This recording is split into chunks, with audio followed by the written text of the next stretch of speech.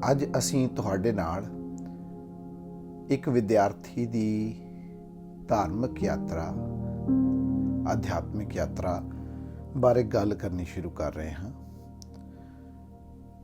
ਇਸ ਵਿਅਕਤੀ ਦਾ ਨਾਮ ਅਸੀਂ ਤੁਹਾਨੂੰ ਬਦਲ ਕੇ ਦੱਸਾਂਗੇ ਕਿਉਂਕਿ ਉਹਨਾਂ ਨੇ ਆਪਣੀ ਬਾਰੇ ਕੋਈ ਵੀ ਜਾਣਕਾਰੀ ਕਿਸੇ ਨੂੰ ਦੇਣ ਬਾਰੇ ਮਨਾ ਕੀਤਾ ਹੈ, ਪਰ ਉਹ ਆਪਣੇ ਅਧਿਆਤਮਿਕ ਜੋ ਐਕਸਪੀਰੀਐਂਸਿਸ ਹੋਏ ਉਹਨਾਂ ਦੇ ਨਾਲ, ਜੋ ਉਹਨਾਂ ਦੇ ਅਧਿਆਤਮਿਕ ਅਨੁਭਵ ਸੀ, ਉਹ ਉਹਨਾਂ ਨੂੰ ਸਭ ਦੇ ਨਾਲ ਸਾਂਝਾ ਕਰਨੇ ਚਾਹੁੰਦੇ ਸਨ ਤਾਂ ਕਿ ਹੋਰ ਜਨ ਵੀ ਗੁਰਬਾਣੀ ਦੀ ਸ਼ਕਤੀ ਨੂੰ ਸਮਝ ਸਕਣ ਅਤੇ ਅਧਿਆਤਮਿਕ ਉੱਨਤੀ ਦੇ ਵੱਲ ਨੂੰ ਕਦਮ ਵਧਾ ਸਕਣ।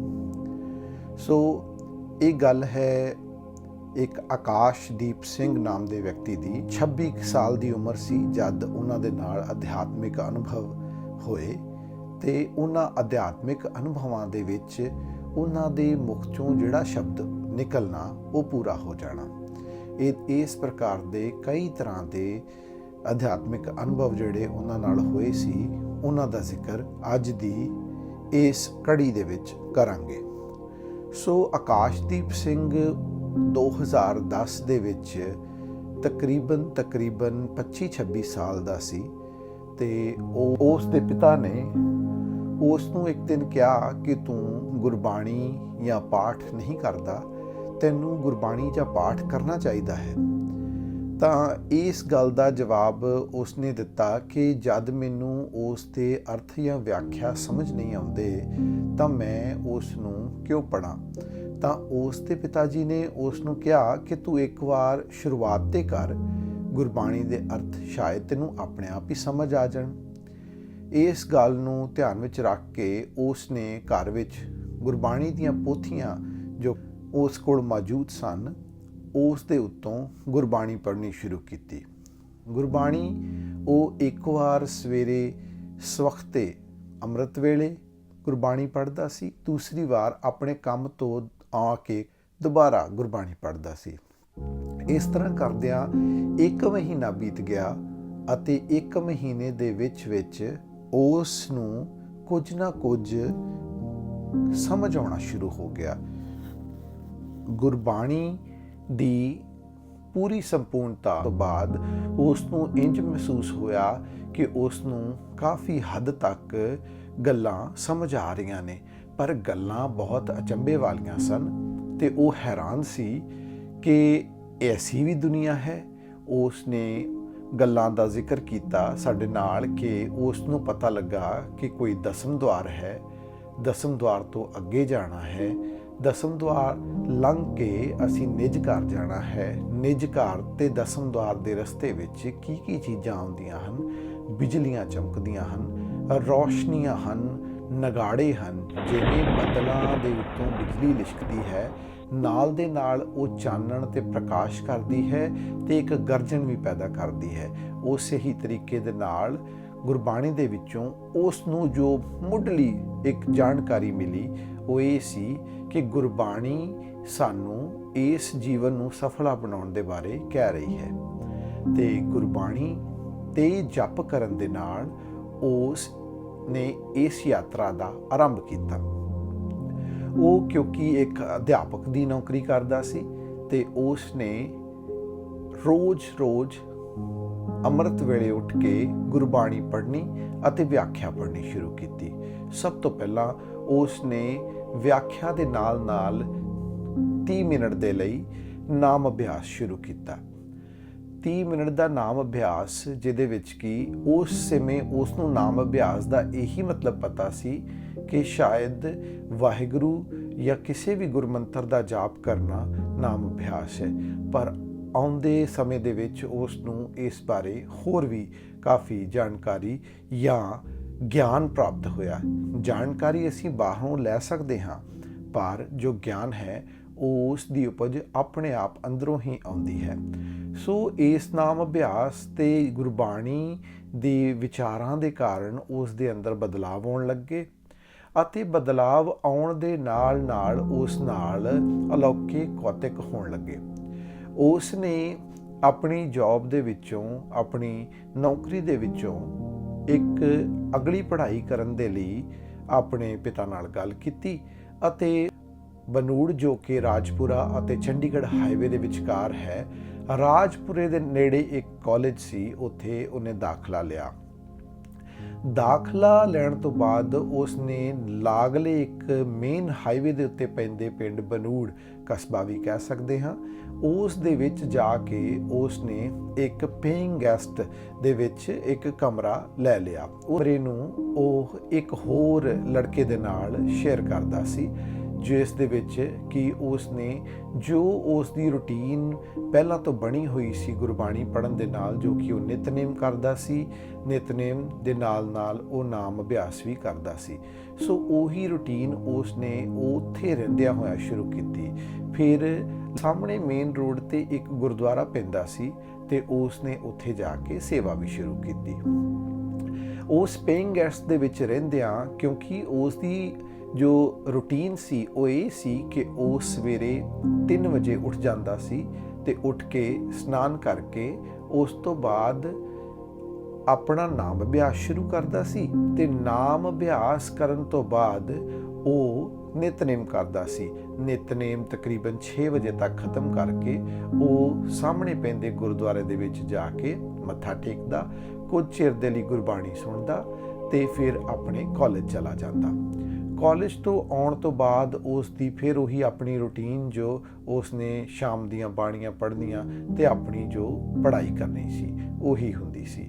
ਇਸ ਰੂਟੀਨ ਨੂੰ ਚੱਲਦਿਆਂ ਚੱਲਦਿਆਂ ਇੱਕ ਦਿਨ ਉਸ ਦੇ ਨਾਲ ਜੋ ਵਿਅਕਤੀ ਰਹਿੰਦਾ ਸੀ, ਉਸ ਨੇ ਉਸ ਨੂੰ ਕਿਹਾ ਕਿ ਭਾਜੀ ਤੁਸੀਂ ਮੈਨੂੰ ਥੋੜ੍ਹਾ ਜਿਹਾ ਪਰੇਸ਼ਾਨ ਕਰਦੇ ਹੋ, ਕਿਉਂਕਿ ਤੁਸੀਂ ਬਹੁਤ ਹੀ ਸਵਖਤੇ ਉੱਠ ਜਾਂਦੇ ਹੋ ਤੇ ਜਿਸ ਦੇ ਕਾਰਨ ਮੈਨੂੰ ਮੇਰੀ ਨੀਂਦ ਦੇ ਵਿੱਚ ਮੁਸ਼ਕਲ ਆਉਂਦੀ ਹੈ। ਇਹ ਗੱਲ ਸੁਣ ਕੇ ਉਸ ਨੂੰ ਥੋੜ੍ਹਾ ਬੁਰਾ ਜਿਹਾ ਲੱਗਾ ਤੇ ਉਸ ਨੂੰ ਲੱਗਾ ਕਿ ਸ਼ਾਇਦ ਮੈਂ ਕਿਸੇ ਨੂੰ ਪਰੇਸ਼ਾਨੀ ਦੇ ਰਿਹਾ, ਜਿਸ ਦੇ ਕਾਰਨ ਉਸ ਨੇ ਨਾਲ ਪੈਂਦੀ ਕਮਰੇ ਦੇ ਨਾਲ ਲੱਗਦੀ ਹੋਈ ਬਾਲਕਨੀ ਦੇ ਵਿੱਚ ਬੈਠ ਕੇ ਨਾਮ ਅਭਿਆਸ ਤੇ ਗੁਰਬਾਣੀ ਪੜ੍ਹਨੀ ਸ਼ੁਰੂ ਕਰ ਦਿੱਤੀ, ਤਾਂ ਕਿ ਉਸ ਵਿਅਕਤੀ ਨੂੰ ਕਮਰੇ ਦੇ ਵਿੱਚ ਕਿਸੇ ਤਰੀਕੇ ਦੀ ਕੋਈ ਪਰੇਸ਼ਾਨੀ ਨਾ ਹੋਵੇ। ਪਰ ਕਈ ਵਾਰ ਐਸਾ ਹੋਣਾ ਕਿ ਬਰਸਾਤ ਦਾ ਮੌਸਮ ਹੋਣਾ ਤੇ ਬਾਲਕਨੀ ਵਿੱਚ ਬੈਠਣਾ ਥੋੜ੍ਹਾ ਮੁਸ਼ਕਲ ਸੀ, ਜਿਸ ਦੇ ਕਾਰਨ ਉਸ ਨੇ ਫਿਰ ਥੋੜ੍ਹੀ ਜਿਹੀ ਮੁਸ਼ਕਲ ਮਹਿਸੂਸ ਕੀਤੀ ਕਿ ਮੈਂ ਹਾਲੇ ਵੀ ਕਿਸੇ ਨੂੰ ਪਰੇਸ਼ਾਨ ਕਰ ਰਿਹਾ ਹਾਂ। ਤੇ ਉਸ ਦੇ ਮਨ ਵਿੱਚ ਆਇਆ ਕਿ ਮੈਂ ਅਗਰ ਇੰਨਾ ਕਿੰਨਾ ਵਧੀਆ ਹੋਵੇ ਅਗਰ ਮੈਂ ਕਿਤੇ ਹੋਰ ਚਲਾ ਜਾਵਾਂ ਜਾਂ ਕਿਤੇ ਐਸੀ ਜਗ੍ਹਾ ਤੇ ਮੈਂ ਰਵਾਂ ਜਿੱਥੇ ਮੈਨੂੰ ਕੋਈ ਪਰੇਸ਼ਾਨ ਕਰਨ ਵਾਲਾ ਨਾ ਹੋਵੇ ਤੇ ਮੇਰੀ ਕਿਰਿਆ ਦੇ ਕਾਰਨ ਕਿਸੇ ਹੋਰ ਨੂੰ ਕਿਸੇ ਪ੍ਰਕਾਰ ਦੀ ਪਰੇਸ਼ਾਨੀ ਨਾ ਹੋਵੇ। ਇਸ ਗੱਲ ਦੇ ਵਿਚਾਰ ਦੇ ਨਾਲ ਉਸ ਨੇ ਆਪਣੀ ਰੂਟੀਨ ਨੂੰ ਜਾਰੀ ਰੱਖਿਆ ਤੇ ਗੁਰਦੁਆਰੇ ਰੋਜ਼ ਜਾਣਾ, ਮੱਥਾ ਟੇਕਣਾ, ਆਪਣਾ ਨਿਤਨੇਮ ਕਰਨਾ, ਨਾਮ ਅਭਿਆਸ ਕਰਨਾ, ਕਾਲਜ ਜਾਣਾ ਤੇ ਆ ਕੇ ਆਪਣੀ ਪੜ੍ਹਾਈ ਕਰਨੀ। ਇੱਕ ਦਿਨ ਦੀ ਗੱਲ ਹੈ ਕਿ ਸ਼ਾਮ ਨੂੰ ਜਦ ਉਹ ਗੁਰਦੁਆਰਾ ਸਾਹਿਬ ਮੱਥਾ ਟੇਕਣ ਗਿਆ ਤਾਂ ਉੱਥੇ ਬੈਠੇ ਬਾਬਾ ਜੀ ਨੇ ਉਸ ਨੂੰ ਕਿਹਾ ਕਿ ਤੂੰ ਰੋਜ਼ ਮੱਥਾ ਟੇਕਣ ਆਉਂਦਾ ਹੈ, ਕਿ ਤੂੰ ਕਿਤੇ ਨੇੜੇ ਹੀ ਰਹਿਣਾ ਹੈ? ਤਾਂ ਉਸ ਨੇ ਜਵਾਬ ਦਿੱਤਾ ਕਿ ਹਾਂਜੀ ਬਾਬਾ ਜੀ, ਮੈਂ ਨਾਲ ਲੱਗਦੇ ਇੱਕ ਪੇਇੰਗ ਗੈਸਟ ਦੇ ਵਿੱਚ ਰਹਿੰਦਾ ਹਾਂ ਤੇ ਮੈਂ ਇੱਥੇ ਰਾਜਪੁਰੇ ਦੇ ਲਾਗੇ ਇੱਕ ਕਾਲਜ ਹੈ, ਮੈਂ ਉੱਥੇ ਮਾਸਟਰ ਡਿਗਰੀ ਕਰਦਾ ਹਾਂ। ਤੇ ਇਸ ਗੱਲ ਨੂੰ ਸੁਣ ਕੇ ਬਾਬਾ ਜੀ ਨੇ ਕਿਹਾ ਕਿ ਤੂੰ ਰੋਜ਼ ਸਵੇਰੇ ਤੇ ਸ਼ਾਮ ਇੱਥੇ ਆ ਕੇ ਸੇਵਾ ਕਰਦਾ ਹੈ ਤੇ ਕਿਉਂ ਨਾ ਇਦਾਂ ਕੀਤਾ ਜਾਵੇ ਕਿ ਤੈਨੂੰ ਇੱਥੇ ਹੀ ਕਮਰਾ ਦੇ ਦਿੱਤਾ ਜਾਵੇ। ਤਾਂ ਉਸ ਦੀ ਹੈਰਾਨੀ ਦੀ ਕੋਈ ਹੱਦ ਨਾ ਰਹੀ ਕਿ ਇਹ ਗੱਲ ਉਸਨੇ ਆਪਣੇ ਮਨ ਵਿੱਚ ਵਿਚਾਰੀ ਹੀ ਸੀ ਕਿ ਕਾਸ਼ ਕਿਤੇ ਮੈਂ ਹੋਰ ਰਹਿ ਪਾਉਂਦਾ ਤਾਂ ਕਿ ਮੇਰੇ ਨਾਮ ਅਭਿਆਸ ਦੇ ਵਿੱਚ ਕੋਈ ਵਿਘਨ ਨਾ ਪੈਂਦਾ। ਇਹ ਗੱਲ ਸੁਣਨ ਤੋਂ ਬਾਅਦ ਉਸਨੇ ਬਾਬਾ ਜੀ ਨੂੰ ਕਿਹਾ ਕਿ ਬਾਬਾ ਜੀ ਇੱਦਾਂ ਅਗਰ ਹੋ ਸਕਦਾ ਹੈ ਤਾਂ ਮੈਂ ਤਿਆਰ ਹਾਂ, ਪਰ ਤੁਸੀਂ ਜਿਹੜੇ ਵੱਡੇ ਮੁਖੀ ਨੇ ਇੱਥੋਂ ਦੇ ਉਹਨਾਂ ਨਾਲ ਗੱਲ ਕਰ ਲਓ। ਤੇ ਬਾਬਾ ਜੀ ਨੇ ਕਿਹਾ ਕਿ ਹਾਂ, ਮੈਂ 1-2 ਦਿਨ ਦੇ ਅੰਦਰ ਉਹਨਾਂ ਨਾਲ ਗੱਲ ਕਰਕੇ ਤੈਨੂੰ ਦੱਸਦਾ ਹਾਂ। ਕੁਝ ਦਿਨਾਂ ਬਾਅਦ ਬਾਬਾ ਜੀ ਨੇ ਉਸ ਨੂੰ ਦੱਸਿਆ ਕਿ ਹਾਂ, ਬਾਬਾ ਜੀ ਨੇ ਕਿਹਾ ਹੈ ਕਿ ਤੁਹਾਨੂੰ ਇੱਕ ਕਮਰਾ ਦੇ ਦਿੱਤਾ ਜਾਵੇ ਤੇ ਤੁਸੀਂ ਇੱਥੇ ਰਹਿ ਸਕਦੇ ਹੋ ਤੇ ਸੇਵਾ ਵੀ ਕਰ ਸਕਦੇ ਹੋ ਤੇ ਤੁਹਾਨੂੰ ਕਿਸੇ ਪ੍ਰਕਾਰ ਦੀ ਕੋਈ ਪਰੇਸ਼ਾਨੀ ਵੀ ਨਹੀਂ ਹੋਏਗੀ। ਇਹ ਸੁਣ ਕੇ ਉਸ ਨੇ ਆਪਣਾ ਪੇਇੰਗ ਗੈਸਟ ਦੇ ਵਿੱਚੋਂ ਸਾਰਾ ਸਮਾਨ, ਆਪਣੇ ਕੱਪੜੇ, ਗੁਰਬਾਣੀ ਦੀਆਂ ਪੋਥੀਆਂ, ਸਭ ਕੁਝ ਲਿਆ ਕੇ ਗੁਰਦੁਆਰੇ ਵਿੱਚ ਰਹਿਣ ਲੱਗ ਪਿਆ। ਗੁਰਦੁਆਰੇ ਵਿੱਚ ਰਹਿੰਦਿਆਂ ਉਸ ਦੀ ਰੁਟੀਨ ਥੋੜ੍ਹੀ ਜਿਹੀ ਹੋਰ ਬਦਲੀ ਕਿ 3 ਵਜੇ ਤੋਂ ਉਸਨੇ ਆਪਣੇ ਕਮਰੇ ਵਿੱਚ ਨਾਮ ਅਭਿਆਸ ਕਰਨਾ, 3:30 ਤੋਂ 3:45 ਦੇ ਵਿੱਚ ਉਸਨੇ ਗੁਰਦੁਆਰੇ ਜਾਣਾ ਤੇ ਉੱਥੇ ਵੀ ਦੁਬਾਰਾ ਨਾਮ ਅਭਿਆਸ ਕਰਨਾ, ਫਿਰ ਆਪਣਾ ਨਿਤਨੇਮ ਕਰਨਾ ਤੇ ਫਿਰ ਆਪਣੇ ਕਾਲਜ ਚਲੇ ਜਾਣਾ। ਸ਼ਾਮ ਨੂੰ ਆ ਕੇ ਉਸਨੇ 7 ਤੋਂ 8 ਵਜੇ ਤੱਕ ਜਾਂ ਤਕਰੀਬਨ 7:30 ਤੋਂ 8:15 ਵਜੇ ਤੱਕ ਉਸਨੇ ਫਿਰ ਰਾਤ ਨੂੰ ਸੇਵਾ ਕਰਨੀ। ਸੁਖਾਸਨ ਦੇ ਵਿੱਚ ਜੋ ਵੀ ਉੱਥੇ ਬਣਦੀ ਸੇਵਾ ਸੀ ਉਹ ਨਿਭਾਉਣੀ ਅਤੇ ਬਾਅਦ ਦੇ ਵਿੱਚ ਜਾ ਕੇ ਲੰਗਰ ਦੇ ਵਿੱਚ ਸੇਵਾ ਕਰਨੀ ਤੇ ਫਿਰ ਆਪਣੀ ਪੜ੍ਹਾਈ ਕਰਨੀ। ਇੱਦਾਂ ਕਾਫੀ ਚੱਲਦਾ ਗਿਆ ਤੇ 6 ਮਹੀਨਿਆਂ ਬਾਅਦ ਐਗਜ਼ਾਮ ਆ ਗਏ। ਐਗਜ਼ਾਮ ਆਉਣ ਦੇ ਨਾਲ ਇੱਕ ਦਿਨ ਨੂੰ ਉਹ ਕਾਲਜ ਤੋਂ ਆਇਆ, ਤਕਰੀਬਨ 4 ਵਜੇ ਦਾ ਟਾਈਮ ਉਹ ਦੱਸਦਾ ਹੈ ਤੇ 4 ਵਜੇ ਤੋਂ 4:30 ਤੱਕ ਉਸਨੇ ਆ ਕੇ ਕੁਝ ਖਾਧਾ ਪੀਤਾ ਤੇ ਉਸ ਤੋਂ ਬਾਅਦ ਉਹ ਆਪਣੀ ਪੜ੍ਹਾਈ ਕਰਨ ਲੱਗਾ।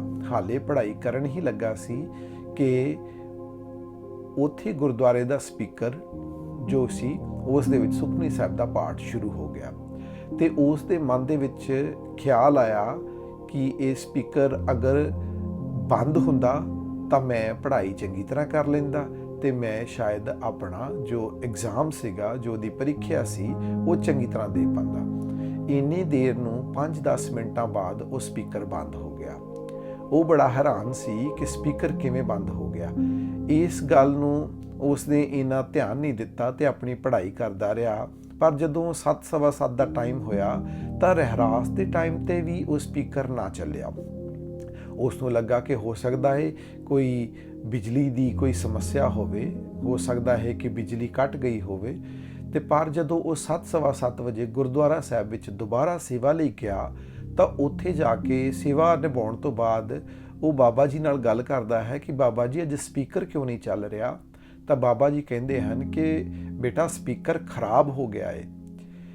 ਇੰਨੀ ਗੱਲ ਸੁਣ ਕੇ ਉਸ ਨੂੰ ਬਹੁਤ ਉਸ ਦੇ ਅੰਦਰ ਜਿਵੇਂ ਇੱਕ ਬਿਜਲੀ ਵਾਂਗ ਚੱਲ ਗਈ ਕਿ ਉਸ ਨੂੰ ਲੱਗਾ ਕਿ ਸ਼ਾਇਦ ਉਸ ਦੇ ਕਹਿਣ ਦੇ ਨਾਲ ਇਹ ਸਪੀਕਰ ਖਰਾਬ ਹੋ ਗਿਆ ਹੈ। ਤੇ ਸ਼ਾਇਦ ਅਚੰਭਾ ਵੀ ਇਸੇ ਗੱਲ ਦਾ ਹੀ ਹੈ ਕਿ ਕਿਸੇ ਨਾਮ ਜਪਣ ਵਾਲੇ ਦੇ ਮੁਖ ਦੇ ਵਿੱਚੋਂ ਕਈ ਵਾਰ ਇੱਦਾਂ ਹੁੰਦਾ ਹੈ ਕਿ ਮੂੰਹ ਦੇ ਵਿੱਚ ਸਹਿਜ ਸੁਭਾਅ ਜਾਂ ਮਨ ਦੇ ਵਿੱਚ ਸਹਿਜ ਸੁਭਾਅ ਆਉਣ ਵਾਲਾ ਖਿਆਲ ਵੀ ਪੂਰਾ ਹੋ ਜਾਂਦਾ ਹੈ। ਇਸੇ ਲਈ ਕਿਹਾ ਜਾਂਦਾ ਹੈ ਕਿ ਘੱਟ ਬੋਲਣ ਦੀ ਹਿਦਾਇਤ ਦੇਣ ਦਾ ਇਹੀ ਕਾਰਨ ਹੈ ਕਿ ਘੱਟ ਬੋਲਣਾ ਅਤੇ ਆਉਣ ਵਾਲੇ ਫੁਰਨਿਆਂ ਦਾ ਧਿਆਨ ਰੱਖਣਾ। ਕਿਉਂਕਿ ਅਗਰ ਨਾਮ ਅਭਿਆਸ ਦੇ ਕਾਰਨ ਤੁਹਾਡੇ ਅੰਦਰ ਕਿਸੇ ਪ੍ਰਕਾਰ ਦੀਆਂ ਵੀ ਕੋਈ ਰਿੱਧੀਆਂ ਸਿੱਧੀਆਂ ਆ ਰਹੀਆਂ ਹਨ ਤਾਂ ਕਿ ਉਹ ਕਿਸੇ ਵੀ ਪ੍ਰਕਾਰ ਦੇ ਵਿੱਚ ਕਿਸੇ ਦਾ ਨੁਕਸਾਨ ਨਾ ਕਰ ਦੇਣ। ਇਸ ਗੱਲ ਦਾ ਉਸ ਦੇ ਮਨ ਦੇ ਵਿੱਚ ਰੋਸ ਵੀ ਆਇਆ ਕਿ ਉਸ ਦੇ ਮਨ ਅੰਦਰ ਐਸਾ ਵਿਚਾਰ ਨਹੀਂ ਆਉਣਾ ਚਾਹੀਦਾ ਸੀ। ਪਰ ਫਿਰ ਕਿਉਂਕਿ ਉਸ ਦੇ ਐਗਜ਼ਾਮ ਸੀ ਤੇ ਉਸ ਨੇ ਸੋਚਿਆ ਕਿ ਚਲੋ ਹੋ ਸਕਦਾ ਹੈ ਕਿ ਸਵੇਰ ਤੱਕ ਸਪੀਕਰ ਫਿਰ ਤੋਂ ਠੀਕ ਹੋ ਜਾਵੇ। ਉਸ ਨੇ ਸੇਵਾ ਤੋਂ ਬਾਅਦ ਘਰ ਆ ਕੇ ਜੋ ਕਮਰਾ ਉਹਨੂੰ ਮਿਲਿਆ ਹੋਇਆ ਸੀਗਾ ਉਸ ਕਮਰੇ ਦੇ ਵਿੱਚ ਆ ਕੇ ਉਸ ਨੇ ਆਪਣੀ ਪੜ੍ਹਾਈ ਕੀਤੀ। ਪ੍ਰੀਖਿਆ ਤਕਰੀਬਨ 7 ਤੋਂ 8 ਦਿਨ ਦੀ ਸੀ। ਪ੍ਰੀਖਿਆ ਦੇਣ ਦੇ ਲਈ ਉਹ ਸਵੇਰੇ ਆਪਣੇ ਕਾਲਜ ਚਲਾ ਜਾਂਦਾ ਹੈ ਤੇ ਕਾਲਜ ਜਾਣ ਤੋਂ ਬਾਅਦ ਪ੍ਰੀਖਿਆ ਦੇ ਕੇ ਜਦ ਵਾਪਸ ਆਉਂਦਾ ਹੈ ਤਾਂ ਸ਼ਾਮ ਨੂੰ ਫਿਰ ਸਪੀਕਰ ਬੰਦ ਹੀ ਮਿਲਦਾ ਹੈ।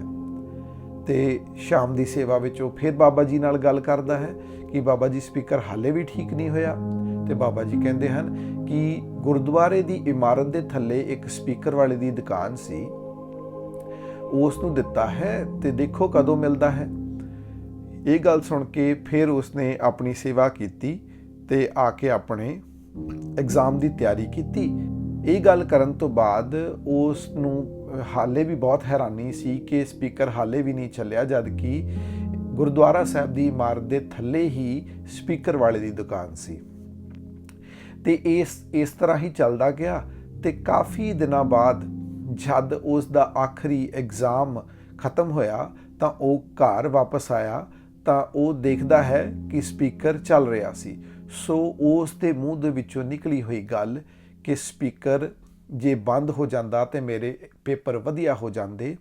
ਤੇ ਸ਼ਾਇਦ ਇਸ ਗੱਲ ਨੂੰ ਕਿਸੇ ਤਰੀਕੇ ਨਾਲ ਉਸ ਅਲੌਕਿਕ ਸ਼ਕਤੀ ਨੇ, ਉਸ ਪਰਮ ਪੁਰਖ ਨੇ ਆਪਣੇ ਬੱਚੇ ਦੇ ਲਈ ਸਵੀਕਾਰ ਕੀਤਾ ਤੇ ਉਸ ਦੀ ਜੋ ਇੱਛਾ ਸੀ ਉਸ ਨੂੰ ਪੂਰਨ ਕੀਤਾ ਤੇ 7 ਦਿਨਾਂ ਦੇ ਬਾਅਦ ਉਹ ਸਪੀਕਰ ਚੱਲਿਆ ਜਦ ਉਸ ਵਿਦਿਆਰਥੀ ਦੇ ਜੋ ਐਗਜ਼ਾਮ ਸੀਗੇ ਉਹ ਖਤਮ ਹੋਏ।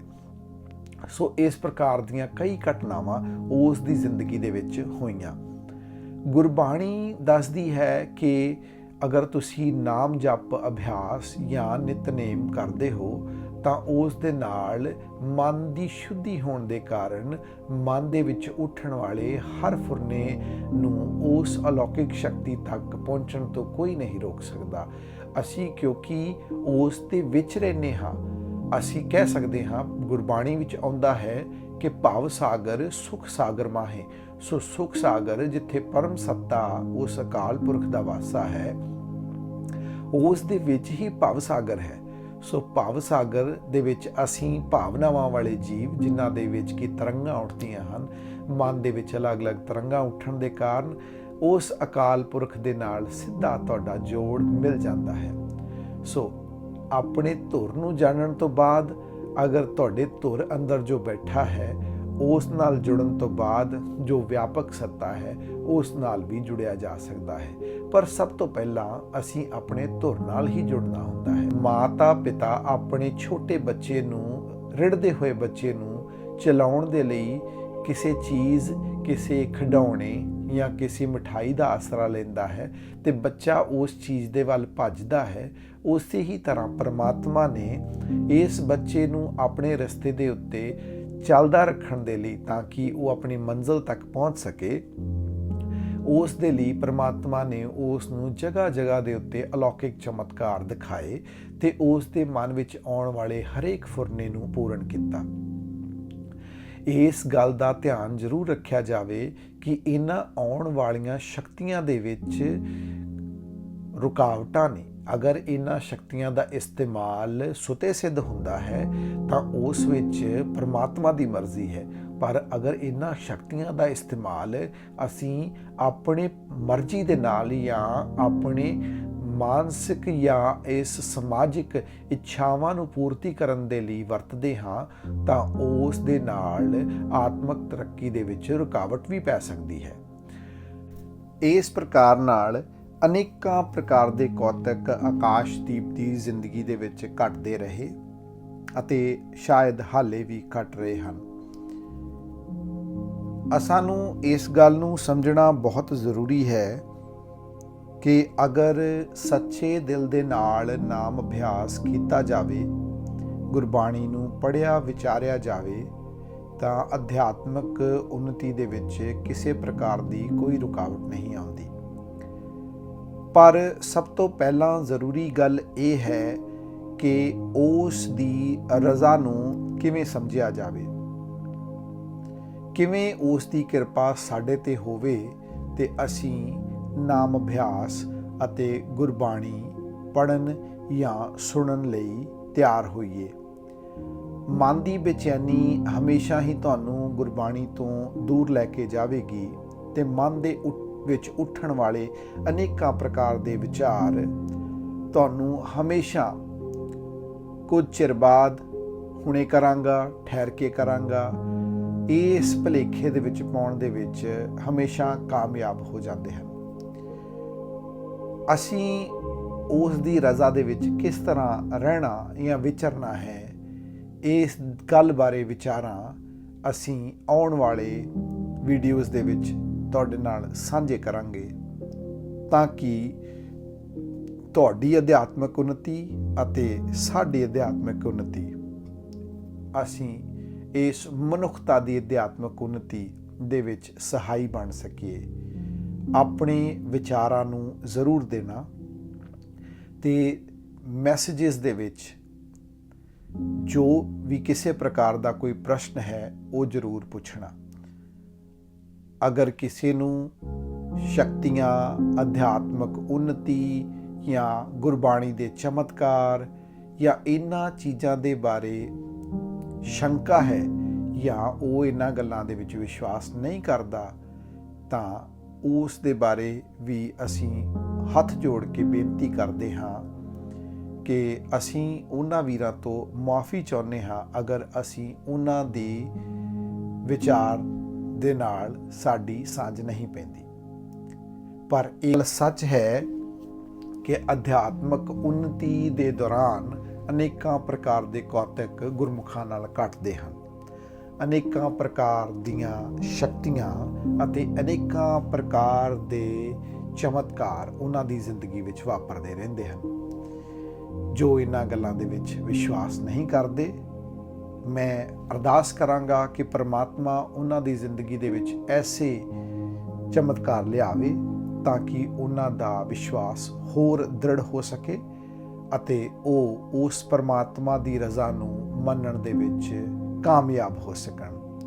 ਇਹਨਾਂ ਵਿਚਾਰਾਂ ਦੇ ਨਾਲ ਮੈਂ ਆਪ ਜੀ ਤੋਂ ਇਜਾਜ਼ਤ ਚਾਹਾਂਗਾ ਤੇ ਅਗਲੀ ਵੀਡੀਓਜ਼ ਦੇ ਵਿੱਚ ਤੁਹਾਡੇ ਨਾਲ ਹੋਰ ਗੁਰਬਾਣੀ ਦੀ ਜਾਣਕਾਰੀ ਅਤੇ ਅਧਿਆਤਮਕ ਮਾਰਗ ਤੇ ਚੱਲਣ ਦੇ ਲਈ ਕਿਸ ਪ੍ਰਕਾਰ ਨਾਲ ਉਸ ਅਕਾਲ ਪੁਰਖ ਦਾ ਆਸਰਾ ਲਿਆ ਜਾ ਸਕਦਾ ਹੈ ਤੇ ਕਿਸ ਪ੍ਰਕਾਰ ਦੇ ਨਾਲ ਉਸ ਦੇ ਨਾਮ ਨੂੰ ਜਪਿਆ ਜਾ ਸਕਦਾ ਹੈ, ਇਹ ਇਸ ਦੀ ਜਾਣਕਾਰੀ ਦਿੱਤੀ ਜਾਵੇਗੀ। ਇੰਨੀਆਂ ਗੱਲਾਂ ਦੇ ਨਾਲ ਆਪ ਜੀ ਤੋਂ ਇਜਾਜ਼ਤ। ਵਾਹਿਗੁਰੂ ਜੀ ਕਾ ਖਾਲਸਾ, ਵਾਹਿਗੁਰੂ ਜੀ ਕੀ ਫਤਿਹ।